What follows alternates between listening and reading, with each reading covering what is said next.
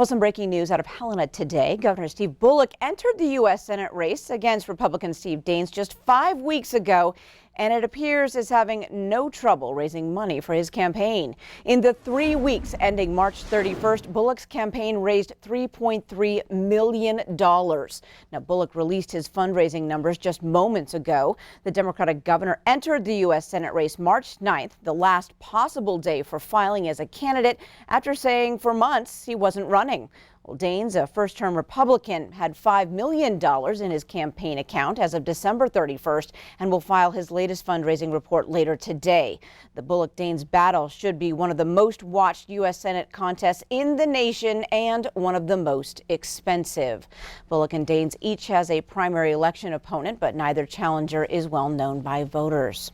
Well, in the midst of social distancing, Montana police are taking note of large get-togethers. One example, deputies broke up a party over the weekend in a remote area outside Butte.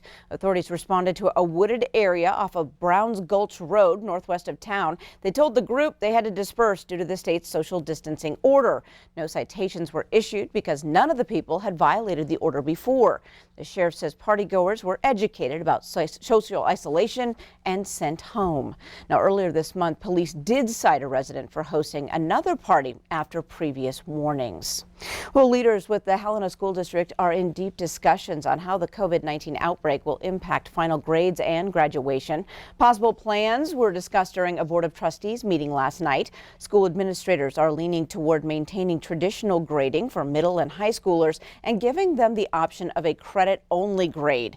When it comes to graduation, leaders are working on several possible plans, ranging from a traditional graduation ceremony to a digital ceremony streamed online and some social distance alternatives in between. No final decisions have yet been made. I think we owe it to our graduates to try to make that decision, and their families to try to make that decision as close to the actual date as we can, because we don't know what the next few weeks are going to look like. Now, the school board's two student representatives stated strongly during the meeting that they are opposed to a fully digital graduation, saying it would only make the situation worse for seniors. Well, the Billings Airport is set to receive more than $12 million to stay afloat during this pandemic. It comes from a portion of $73 million from the Federal Aviation Administration that spreads to 71 airports across the state. Leaders say the funding will help operations to continue as airports see a sharp decline in passenger traffic. The way most airports work is the airlines pay for everything that we can't recover from passenger revenues or from rents and development. And so obviously as activity's gone down, that increases the airline rate. So we really want to step forward and help our terminal tenants by stabilizing those costs and ensuring that we're offering rates that are on the economic side of the industry. The funding is part of the Trump administration's Coronavirus Aid, Relief, and Economic Security Act Airport Grant Program. Well, another piece of major funding is falling into place for removal of the old Rattlesnake Dam near Missoula. That dam was built on Rattlesnake Creek and was used as part of the city's water supply until water quality concerns arose. However, the old concrete dam remains, blocking fish spawning and habitat. But there are also concerns the structure could fail in a major flood event. To that end, the Federal Emergency Management Agency says it will pay $700,000 to remove the dam this summer. That's 75% of the total cost.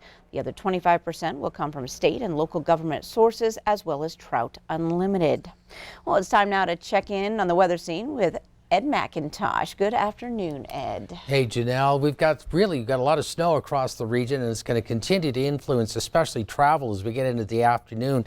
As we take out some of the major roadways, how about around Georgetown Lake? It's actually a really pretty picture, but this is mid-April. It's supposed to look like that a month or two ago. Here's how things look on Lookout Pass. You can see the wet roadways there, still making things passable, but visibility is reduced. The roads around McDonald Pass, a much different situation with a lot of snow and ice in play there. And here's a picture from Boulder Hill on I-15. You can see the snow plows working their way up the hill with poor visibility. Closer look at the forecast coming up.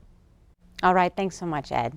Well, the number of confirmed COVID-19 cases in Montana is up by another 5. The state's latest numbers, released every morning around 10, shows 404 cases.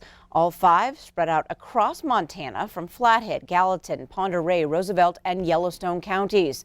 The state says 209 people have recovered, and as of midnight last night, 7 people have died. In Wyoming, COVID-19 has claimed another life. That victim reported in Laramie County brings the state total to 2.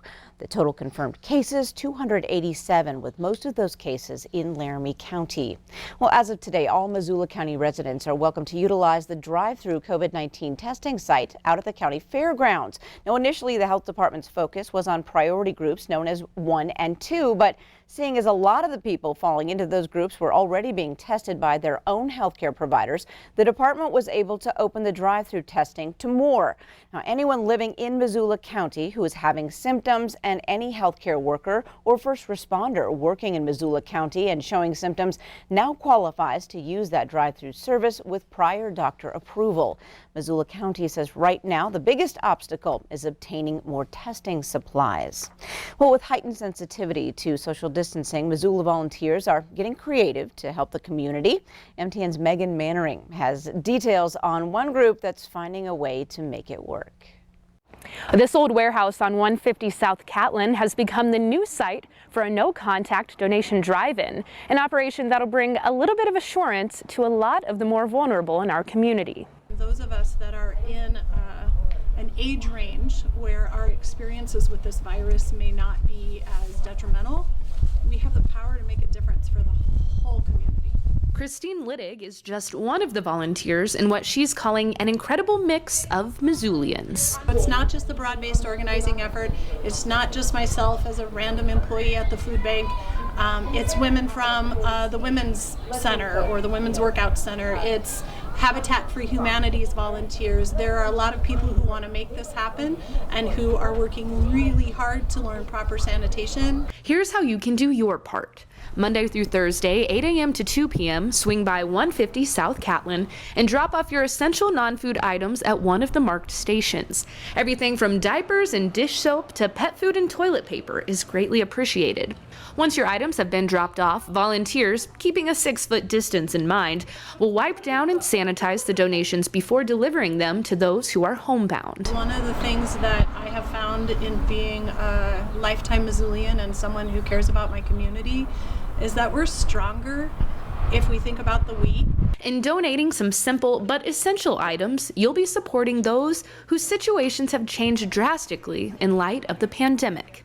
In Missoula, Megan Mannering, MTN News. And Megan tells us if you'd like to be on that delivery route for these items, you should visit the Missoula COVID-19 Organizing Action Facebook page.